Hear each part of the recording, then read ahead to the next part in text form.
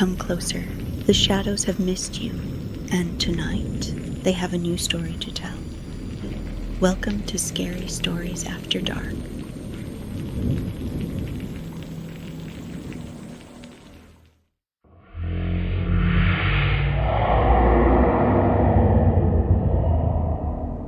The storm writes itself across the house. Rain hits the windows like fists. Lightning shaves the room into white, then black again. He is 19 and asleep. That fact is small and fragile as glass. Something rips the night open. Not thunder this time. A voice, his mother, half torn, half pleading. Another voice answers, higher, frantic. The sound is raw and domestic and wrong, like a ribbon being torn from the heart of the house. Habit moves before thought. He throws his feet to the floor. Bolt the door. Always bolt the door. The closet is a promise. Wool coats press against his shoulders. Hangers scrape. He folds himself thin between shirts that smell like soap and summer. He counts because counting is something you can control. 1, 2, 3. The house keeps making small noises, floorboards complaining, a pipe whispering. But then there is a new rhythm. Slow steps, an extra weight that wasn't there before. The wet inhale of something that breathes like it's learned to drink from the earth. He tells himself it will pass. The footsteps move through the room, a scrape near the window, a sniff under the bed. For a long minute he believes in the lie that terror can be out there and not here. Relief is stupid and soft when it arrives. He lets a breath go that sounds like a sob. Something answers him. Closer. Smaller.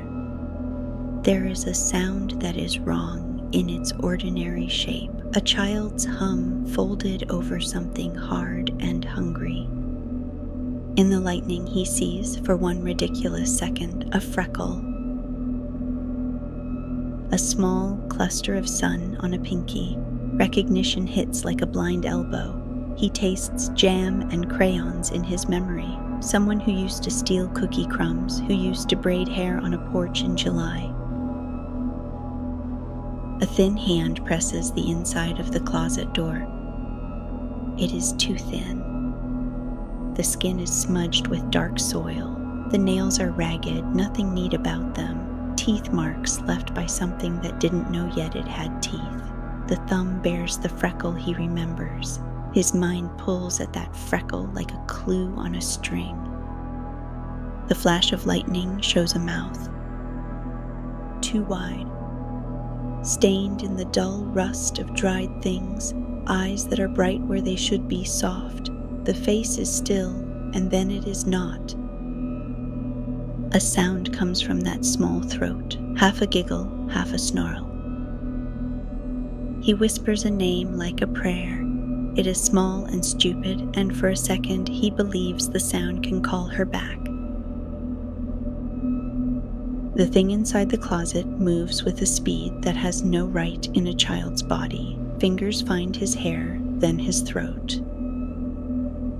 The touch is cold and wrong, like a coin pressed under skin. His hands fly up and find nothing but thin bones and cloth and the helpless weight of surprise. Outside, his mother's voice is ordinary, calm, almost kind. Go back to sleep, she says into the thunder, as if the night were only thunder and nothing else, as if nothing had been taken from the hallway and nothing crawled through the dark to taste the house. He tastes iron. It is warm and immediate and stupidly hot. The closet is too small for thinking. There is a noise like fabric surrendering, like a small animal being unmade. He tries to see her face, tries to find that freckle in the lightning, but the mouth is the wrong shape, and the eyes are the wrong color, and the hands are thin and precise and full of teeth. For one ragged holy second he reaches, in his memory, not in the dark, for the little sister he remembers. Sticky fingers, crooked laugh, the way she tucked a card inside his jacket when she thought he wouldn't notice. Memory and present intertwine, and the present wins. A sound slashes the air, fast, wet. The closet fills with it, metal and small, foolish human sounds. He cannot find the air. His last thought is that the hand on his throat is the same size as the pinky with the freckle. Something presses against the closet door.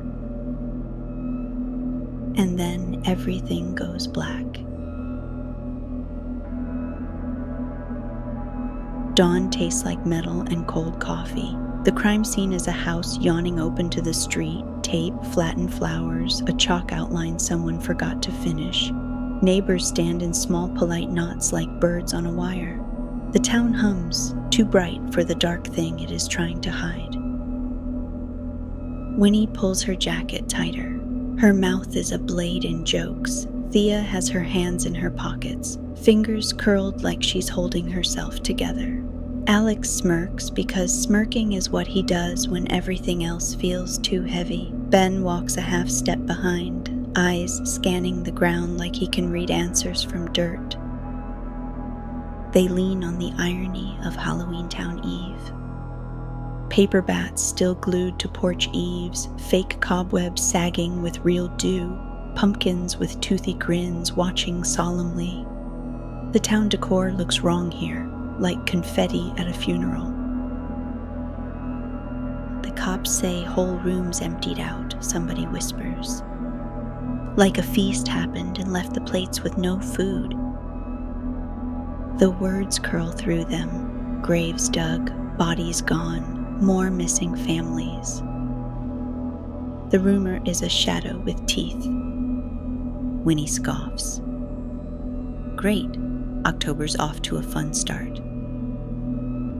Her laugh is a thin thing. It cracks the edges of panic into something human. A neighbor mentions the math teacher, Mr. Holloway, standing weird in the grocery line earlier, staring at canned pumpkin with a kind of hunger. Someone else says a dad at the diner kept rubbing his wrists until they bled and then smiled like it was nothing. Small, wrong stories that add up. They move closer to the yellow tape. The uniformed officer gives them a look that is not kind, but not unkind either. His patience is a thread about to snap. Not your business, he says, and in his voice sits the tiredness of people who see things they cannot fix. The teens exchange looks. That's the pact. You see, you tell, you don't leave each other. They slide under the tape because courage is sometimes just a small, stupid shove. At the foot of the yard, a child's shoe lies half buried in mud, a sticker peeled on a hanger, a hair ribbon snagged on a nail, little things someone missed, evidence if you look like you care enough to see. Thea crouches. She touches the ribbon. It smells faintly of sugar and something older, like the attic of the world. She looks up. They found footprints, she says. Big ones, and then little ones like someone dragged a child. Her voice is a tiny tremor. Alex tries to make a joke. It dries on his tongue. Maybe it's just very dedicated trick-or-treaters. He hates how thin that sounds. Ben's jaw tightens. He keeps scanning, slower now. He walks toward the cemetery lane that skirts the town square, because the cemetery is where Halloweentown keeps its old stories, the kind that don't stay buried. From behind the toppled headstones, a boy walks past, pale, mouth a smile that refuses to reach his eyes. He moves like he remembers being alive but forgot how to be kind. Alex blinks. No, he breathes. The boy turns his head as if he heard his name. Dusk folds over Halloweentown like a curtain. Lanterns wink awake along the cemetery lane. Paper faces, all crooked smiles and candlelight. The air smells like apples and wet grass. It should be safe. It is not. They move with flashlights tucked low, the beams like knives. Wind threads through broken stone. The graves keep their silence like old people at a secret. The returned boy is a shadow that moves between them, a shape that remembers walking but has forgotten mercy. Split, Winnie says, half serious. They do what kids do when they are both scared and reckless. They make a plan out of a dare. Alex takes the path left. Thea skirts the oak. Ben follows the heat of the boy's trail with his eyes. A smell hits them, earth and iron and a sweetness like rot. Up close the ground is torn. A grave has been forced open, and whatever was in the dirt has been pulled out and gone. Shovels gouge the soil like claws. The coffin lid lies on its side, splintered. The returned boy stands at the far edge, hands curled. His mouth is stained. His smile is all wrong.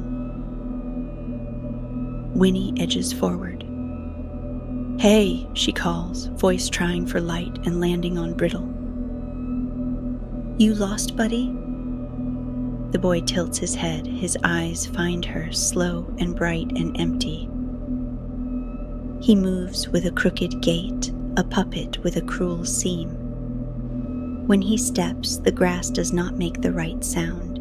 There is a hollow thunk, like something heavy being carried inside a body that is already hollow. Alex lunges. For a second, it looks like they might catch him. Fingers almost graze the shoulder. The boy flinches, then darts between stones with a speed that does not belong to someone who has been buried. He disappears behind an old yew. They follow into shadow.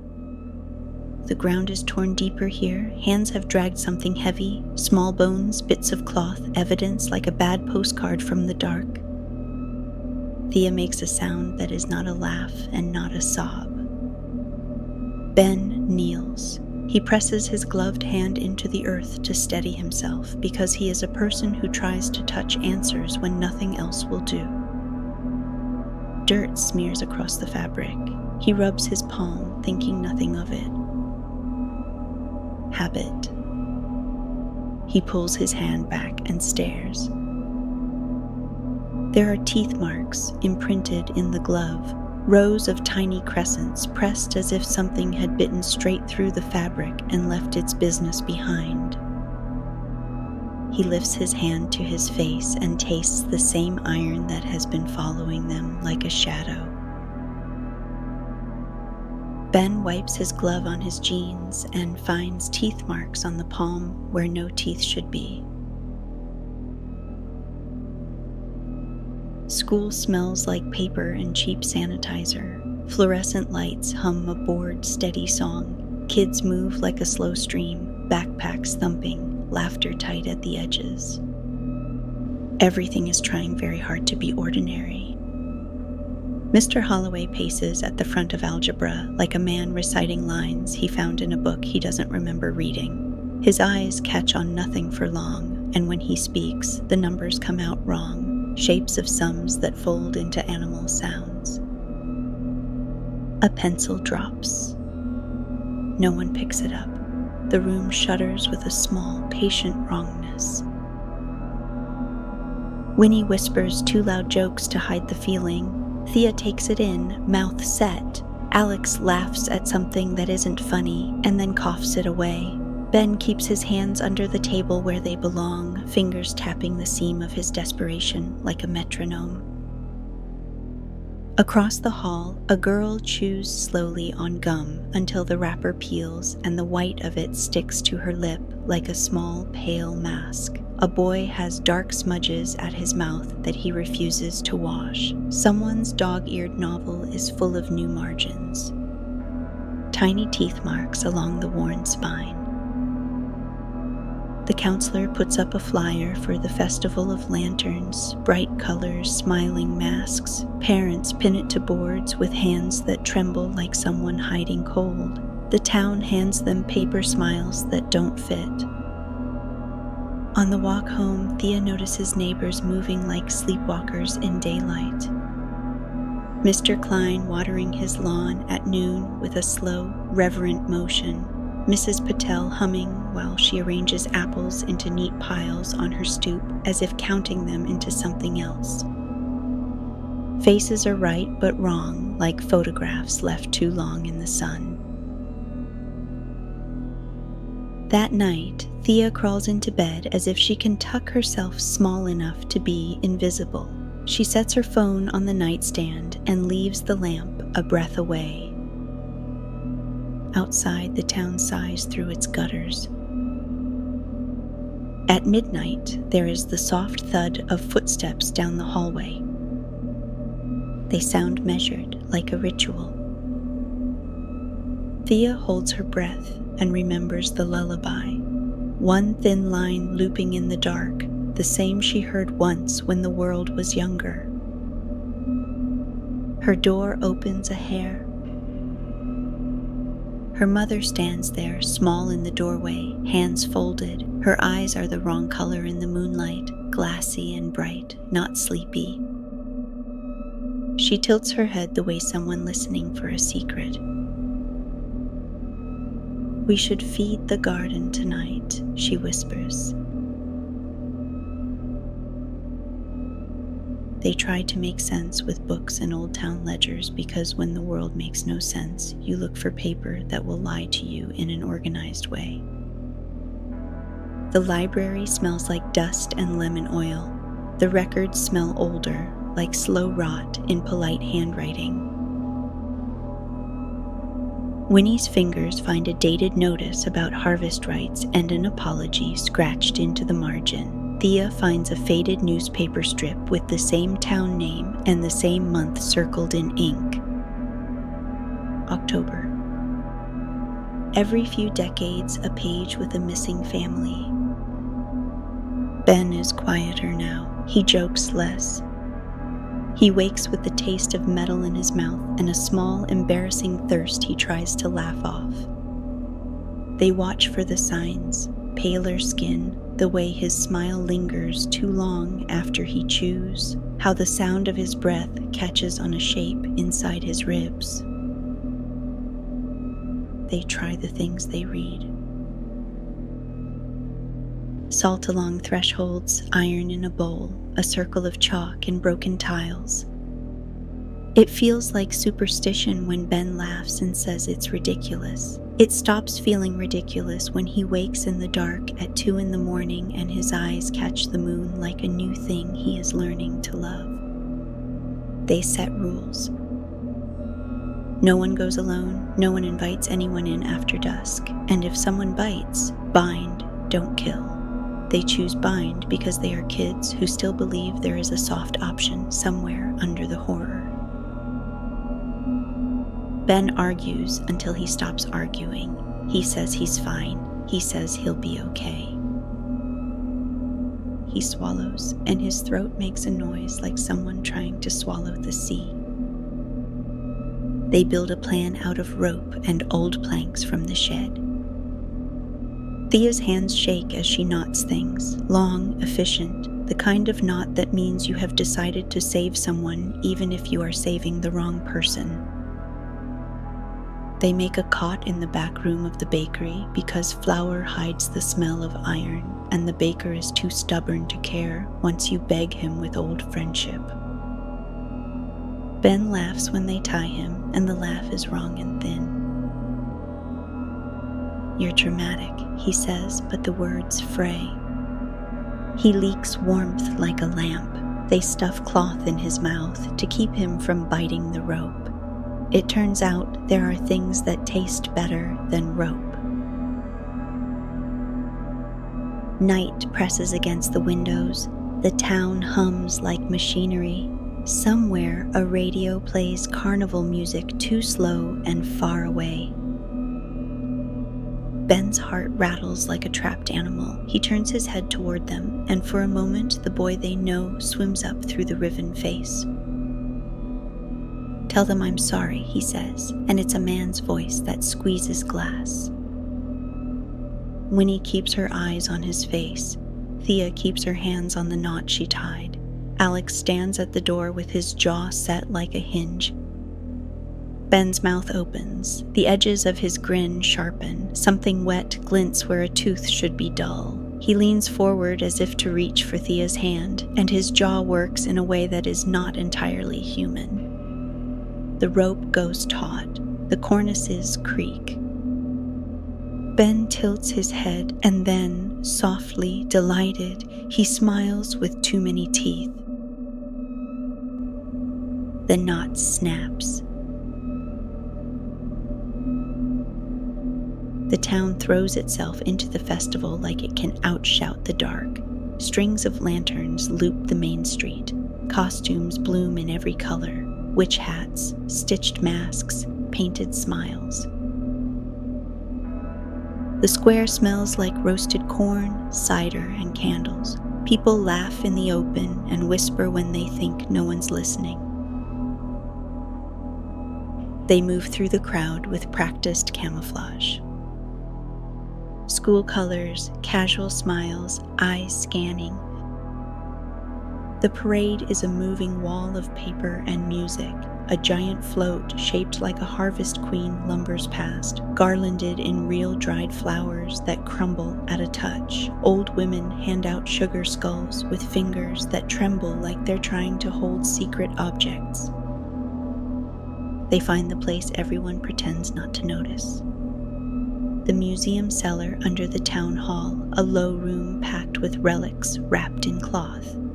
An altar sits there, stone black with age, a shallow bowl carved with a mouth that eats moonlight. Around it, names are scratched in a looping hand, dates repeated across generations, the same month circled, the same handwriting, different hands. The mayor appears when they drag him to it, polite, too bland, the kind of smile that remembers favors. He clears his throat and talks about tradition, about how Halloweentown Eve once made bargains to survive winters of bad crops. His voice is velvet over something like apology. The teens listen and feel the town tilt under their feet. "Every harvest," he says, we promised safety in exchange for a gift." His hands are small when he says it, neat, practiced. Thea finds a ledger with tiny tally marks, year after year, each with a name beside it. The page is nicked like a calendar that's been gnawed. They think to stop it. Burn the bowl, smash the altar, shout the name off the page. They try a reversal from the diary, words awkward as a child learning a spell. Alex speaks aloud, and the letters on the stone seem to drink the air. Outside, the parade swells. Lanterns are a-tide. Music sounds too bright and wrong, like a record played forwards and backwards at once. People crowd the square with the calm of those who do not know they are watching their mouths become something else. They begin to speak the counter words, simple lines, a rhythm that should undo the bargain. For a hot, thin second, it feels like it might work.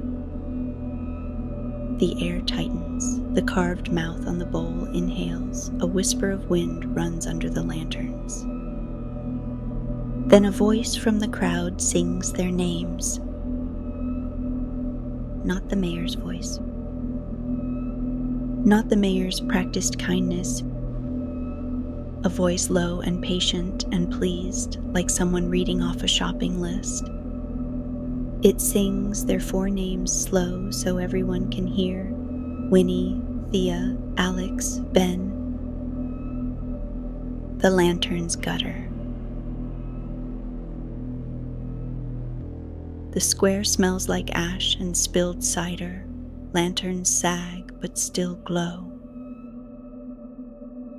People stitch themselves back together in the light, pressing bandages to cheeks, wiping at mouths as if the stain will come off. The town looks like it survived something it barely understands. They gather in the museum cellar again, because if anything can be fixed with stubbornness and anger, it's an altar that looks like it forgot how to be harmless. The stone is colder than it looks. The ledger sits open with names like a list of promises. The mayor's smile is thinned to nothing. He admits too cleanly that the bargain was supposed to buy safety when crops failed, when wolves came, when winter was cruel. It was meant as a shield. It became a hunger. They try words, they try fire, they try salt and iron, and a desperate litany scraped from a diary written in a hand that trembled when it apologized. Alex reads aloud. His voice cracks. The letters on the stone drink the sound, and the bowl answers by drawing a slow line of shadow across the floor. For a moment, the ritual talks back. Wind moves under the lanterns like a sigh.